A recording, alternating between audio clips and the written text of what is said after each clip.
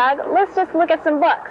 Maybe we'll get lucky and find some on the Civil War. We only have to have a few. Sarah, the librarian at school, said to check the main card catalog first, so we know what department to go to. This is a huge library. We just can't skim through the books. I mean, look at all those shelves up there. I hear that there are 2 more floors just like it underneath this building. 4 floors of solid books that don't fit on the public shelves. Yeah, I know. Those are called closed stacks. It's like a storage area for the books that don't fit on the floors with the study tables. Look at that huge card catalog over there. Hey, I have a great idea. Why don't we just guess the department, go there, ask the librarian to give us some help, and he'll go get us some books on the Civil War. Well, all right. I guess we can try it. Let's check out the history department. Okay, I think there's a directory over there. All right. Here's history. First floor. Wow, those color dots are kind of neat. Did you notice they're above the information desk and on the bookshelves of each department? That's kind of cute. Cute. Right. Well, history is cute gold. Let's go. Oh, come on. Oh, and did you see that? Well, Doug and Sarah guessed the right department in order to find the greatest number of books on the Civil War. But in a very short while, they're going to find themselves right back here in the lobby, headed for the main card catalog. Why? Because they're going to need call numbers in order to locate the books they want more efficiently within the department, especially because some of those books will be in the closed stacks. These drawers of cards do look overwhelming, but they're your key to finding all of the books in the library, and with some essential information, you can use this great tool to find all of the information you want. Now let's see how to use the main card catalog here at the Public Library of Cincinnati and Hamilton County. The main card catalog is found in the lobby of the library on the first floor, between the lending registration desk and the information desk. This catalog contains over 3,700,000 cards, which are increased by as many as 20,000 titles yearly. All cards are alphabetically arranged by author, title, and subject. Cards for films, recordings, slides, and cassettes are filed separately in a special catalog in the Films and Recordings Department on the second floor. The Art and Music Department also has a special catalog for its musical scores and songbooks. The Music Catalog can be found on the third floor in the Art and Music Department. Like the Films and Recordings Catalog, these special catalogs are not duplicated in the main card catalog. Before we consider how to do research on a subject like the Civil War with Doug and Sarah, let's take a look at how to find books by author and title. This person is looking for 2 books by the author John Steinbeck, so he'll locate the author cards for Steinbeck, being sure beforehand that he has the correct spelling of the author's last name. When you're unsure of the spelling, you can look it up under several possible spellings. The author card is filed under the writer's last name. If there are several authors with the same last name, cards for their books are then filed alphabetically by the first names. If the author has written several books, the cards will be filed under his name and then alphabetically by title. Remember that names of authors that begin with MC, like McCarthy and McGrath, are filed as though they were spelled M-A-C. And abbreviated names like St. Francis or St. John as though they were spelled out S-A-I-N-T. The author card for John Steinbeck looks like this. All author cards have the author's name at the top, followed by the title and other information about the book. The most important information on the card to help you locate the book in the library are the rows of numbers in the upper left-hand corner of the card. This is the call number. The call number also appears on the binding, sometimes called the spine of the book. This number determines where the book is shelved in the library, and with the exception of our one-line call numbers marked J for juvenile that are found in the children's department, the call number will always be at least 2 lines, sometimes more than 2 lines. So be sure to use the call slips that are available for you throughout the catalog in these stations and copy the call number line by line exactly as it appears in the upper left-hand corner of the card in the catalog. Then be sure to write out the name of the title and the author of the book as well. A separate white book request slip should be used for each book that you'll want. Write out the entire call number just as it appears in the upper left-hand corner of the card. The author's full name, the title. Check the call number against the list on the back of the book request slip to see what department the book is in. Then check the front of the slip to see on what floor in the library that department is located. Take the book request slip with you to the department. In this case, you'd go to the history department on the first floor. The color code above the history desk is gold, as seen on the directories in the lobby. But what if the author card you found looked like this one? This author card is set up the same as the first one we looked at, except that it does not have a call number in the upper left-hand corner. Instead, there's only the word fiction. So, how do you locate this book on the shelves? Novels like The Red Pony or collections of short stories like these collected short stories of Ernest Hemingway are classified as fiction and found here in the fiction department on the mezzanine. Books here are shelved in alphabetical order by the author's last name rather than with a call number. In fact, in this department, the author's last name acts just like a call number. And as in other departments, if you can't find the books on the open shelves, bring the book request slips to the reference desk and give them to the librarian, who will give you a number in return, thank you, and she will send the book request slips to the closed stacks to see if the books are in. It's important to have a separate book request slip for each book. The library owns more books than can be shelved on the open floors.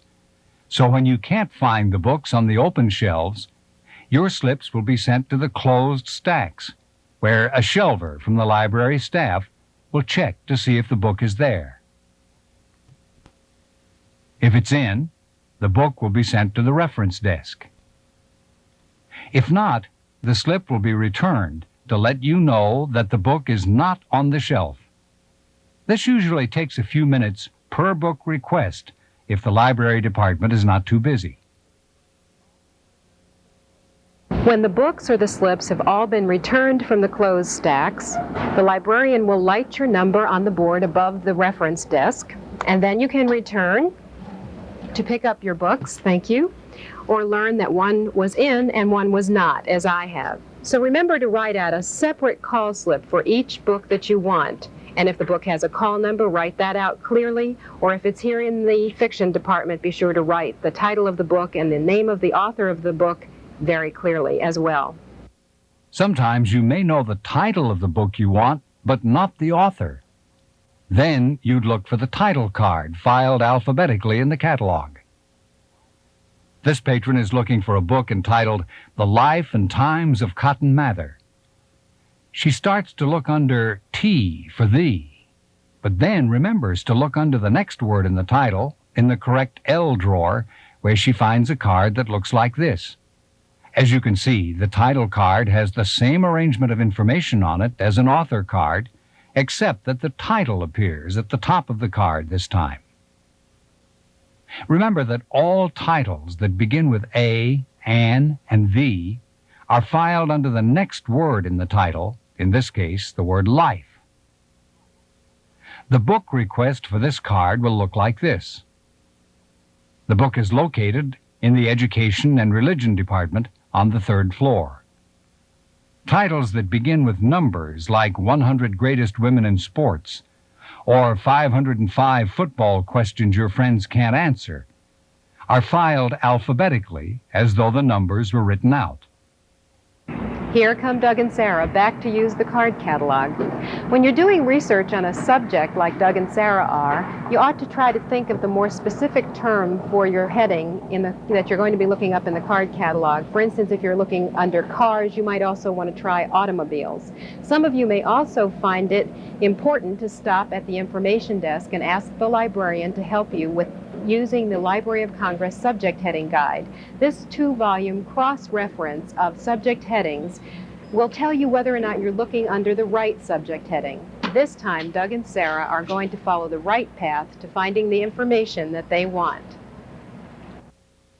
What Doug and Sarah discover when they look up the subject heading Civil War in the Library of Congress subject heading guide is that they need to look in the card catalog under the heading United States History, Civil War, 1861-1865. The catalog itself will also direct you to the proper subject heading with a C card, or to additional subject headings that might be useful with a C also card. Here are 6 whole drawers on U.S. history, Civil War. Now let's see what looks good for our report.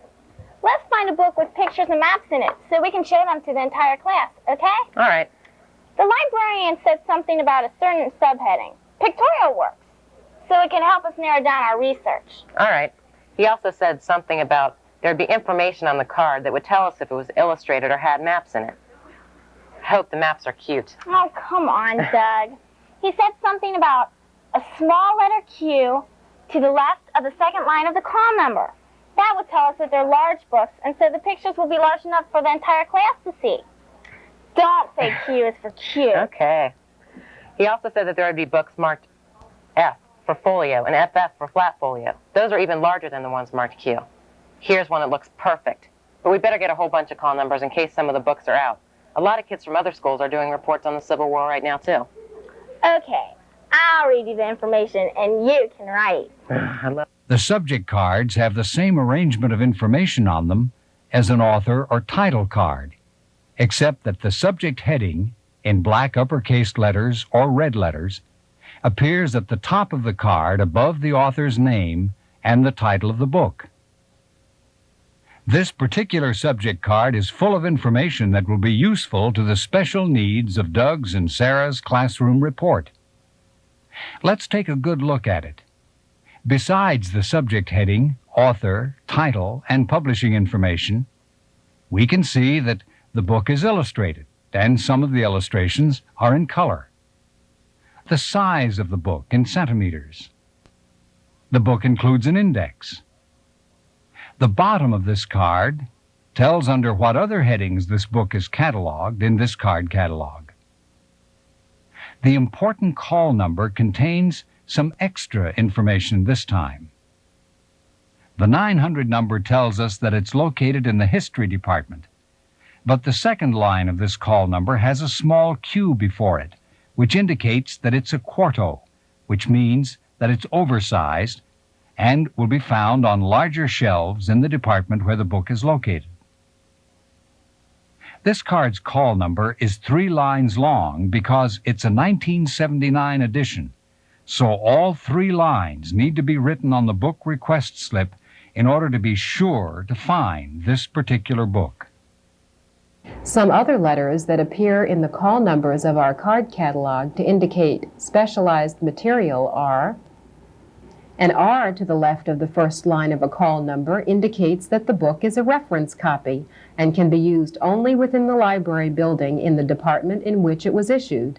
Sometimes the card will indicate that the library has only a reference copy, like this. And sometimes you may ask for a circulating copy but receive a reference copy because all of the circulating copies are out. This main library keeps reference copies of popular books and rare and expensive books so that there will always be a copy in the library system for your use, even if all of the circulating copies are being used. An RA to the left of the first line of a call number indicates that the book is in the rare book department. These are especially rare, fragile, and often expensive and irreplaceable editions which cannot be duplicated. They cannot be taken out of the library, but can be used in the rare book department on the 3rd floor.